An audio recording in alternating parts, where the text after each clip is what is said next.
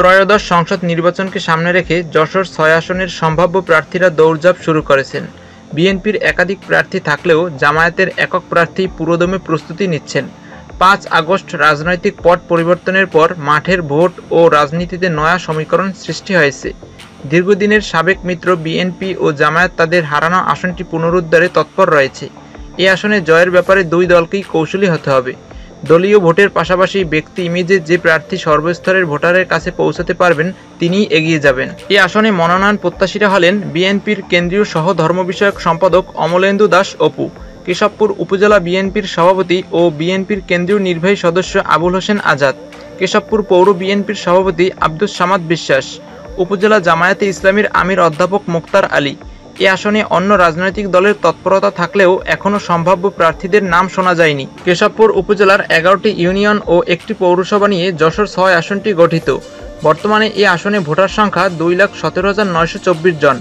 একাধিকবার সীমানা পরিবর্তন হওয়ায় বিগত ১২টি সংসদ নির্বাচনের ফলাফলেও এর প্রভাব রয়েছে। ৫ আগস্ট শেখ হাসিনার সরকার পতনের পর বদলে গেছে ভোটের মাঠের সমীকরণ।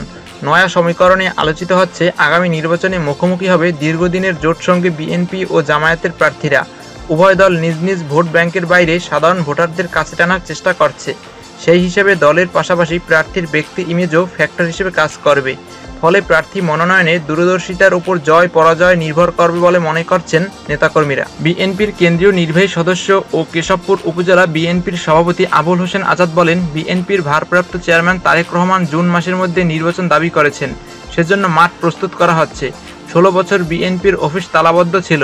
নেতাকর্মীরা গায়েবী মামলার আসামি, তাদের মনোবল চাঙা করার চেষ্টা করছি। বিএনপির কেন্দ্রীয় সহ ধর্ম বিষয়ক সম্পাদক অমলেন্দু দাস অপু বলেন, দলের ভারপ্রাপ্ত চেয়ারম্যান তারেক রহমান ৩১ দফা ঘোষণা করেছেন। তার বার্তা জনগণের কাছে পৌঁছে দিতে কাজ করছি। এলাকার মানুষের সঙ্গে আমার নিবিড় সম্পর্ক রয়েছে। আন্দোলন সংগ্রামে রাজপথে থেকেছি।